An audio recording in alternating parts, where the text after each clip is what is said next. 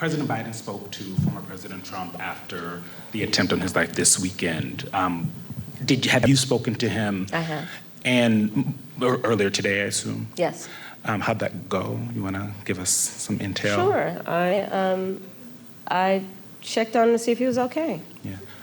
And I told him what I have said publicly. There's no place for political violence in our country. I am in this election and in this race for many reasons, including to fight for our democracy. And in a democracy, there is no place for political violence. We can and should have healthy debates and discussion and disagreements, but not resort to violence to resolve those issues. On January 6th, your vehicle was allowed to kind of pass a viable pipe bomb. We've seen. No, I was in the building. You were in the building. And we've seen what's happening with former President Trump. Do you have full confidence in the Secret Service to protect all of you? I do. You feel safe, you and your family? I do. But, I mean, you can go back to Ohio. Not everybody has Secret Service. And there are far too many people in our country right now who are not feeling safe. I mean, I look at Project 2025, and I look at, like the Don't Say Gay laws coming out of Florida. Members of the LGBTQ community don't feel safe right now. Immigrants or people with an immigrant background don't feel safe right now. Women don't feel safe right now.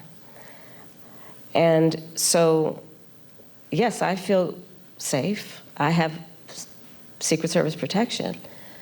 But that doesn't change my perspective on the importance of fighting for the safety of everybody in our country, and doing everything we can to, again, lift people up and not beat people down so they feel alone and are made to feel small and made to feel like they're somehow not a part of it or us. Madam Vice President, thank you so much for your time. Thank you. Thank you. Yes. I've appreciated this. Thank you. Thank you. We've been listening to Vice President Kamala Harris in Philadelphia speaking to journalists at an event held by the National Association of Black Journalists.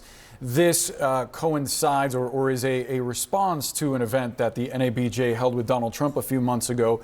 A vastly different event here, a much more measured conversation with the Vice President, and they touched on an array of subjects, including her confidence in the Secret Service following the attempted assassination of Donald Trump, the second attempted assassination. She actually said that she spoke with Donald Trump and told him, according to her, that there is no place for political violence in our democracy, also asking to see if he was okay.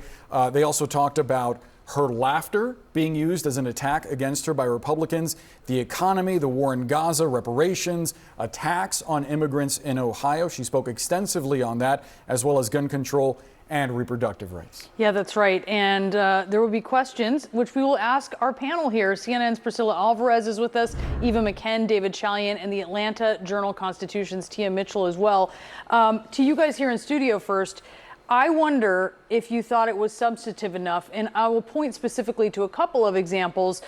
She was asked about her plans beyond the child tax credit for things like elder care to help families. She didn't actually end up really getting into specifics, and I know as journalists we love specifics, and candidates don't always. She was also asked about whether there might be a federal response or it might be necessary when it comes to Springfield, Ohio. She did talk at length about how she feels about these issues, but maybe she didn't really commit to answering that question, Eva.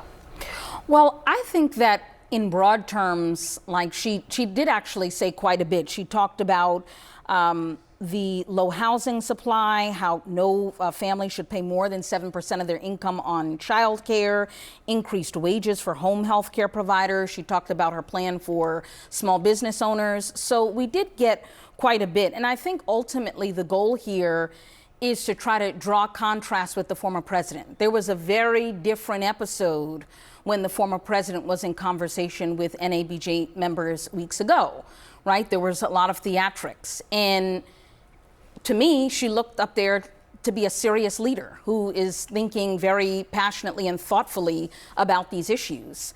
What surprised me is how much she talked about race. She doesn't really emphasize race or identity on the campaign trail, but she spoke at length about the situation in Ohio and then drawed parallels to past comments that the former president has made that she suggested were racist. So that was surprising to me. But I think that overall, the goal here is to show that she values the time and the attention of Black journalists to speak directly to Black voters in this platform, and then to also illustrate that she is a serious leader. Yeah, she described the situation in Ohio as a crying shame. She went on to say that when you have a microphone that big, you shouldn't use it to spew lies based on tropes. She said it's something not new, and she reflected on Donald Trump's track record in the past when it comes to housing for minority communities, his call for the Central Park Five to be executed, as well as the racist birther lie about former President Obama. What did you make of it, David? I mean, that what you just went through was lifted from her debate prep, because we heard that on the debate stage that she referenced. She said, as I said at the debate last week, and then she went into this litany of charges against Trump for his although I don't think she ever used the term racist in the way she described it, but clearly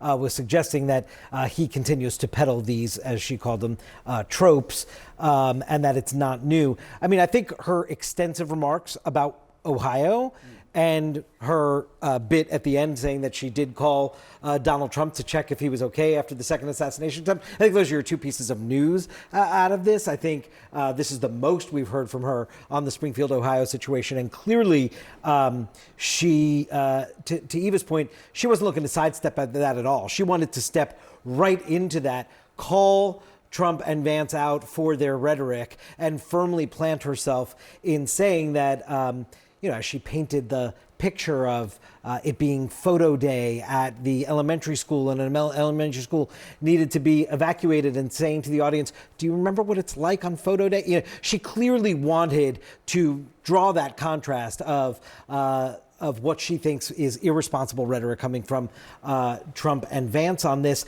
To your point, Brianna, about how substantive or policy specific she is, Hillary Clinton's on a book tour now, and she was asked by Kara Swisher, a colleague of ours, in an interview if she would advise her to roll out more policy. Hillary Clinton could not have been fast enough in saying, no, don't do that. Her advice is to not do that.